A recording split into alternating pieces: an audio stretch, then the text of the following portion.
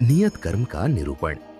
परंतु जो मनुष्य आत्मा में ही आनंद प्राप्त कर लेता है तथा वह अपनी आत्मा में ही पूर्ण संतुष्ट रहता है, उसके लिए कोई कर्तव्य शेष नहीं रहता है।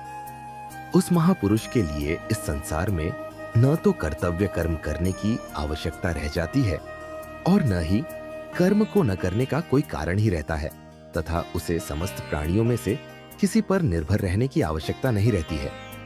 अतः कर्म फल में आसक्त हुए बिना मनुष्य को अपना कर्तव्य समझकर कर्म करते रहना चाहिए, क्योंकि अनासक्त भाव से निरंतर कर्तव्य कर्म करने से मनुष्य को एक दिन परमात्मा की प्राप्ति हो जाती है।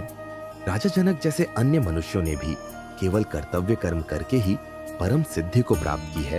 अतः संसार के हित का विचार करते हुए भी तेरे लिए कर्म करना ही उचित है। महापुरुष जो जो आचरण करता है, सामान्य मनुष्य भी उसी का ही अनुसरण करते हैं।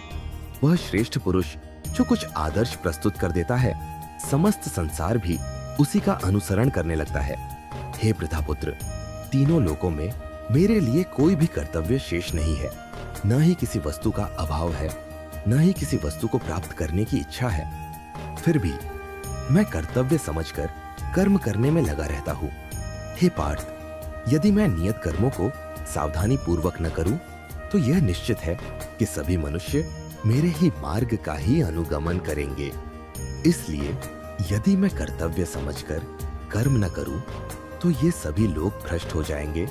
तब मैं अवांछित सृष्टि की उत्पत्ति का कारण हो जाऊंगा और इस प्रकार समस्त प्राणियों को नष्ट करने वाला बन जाऊंगा।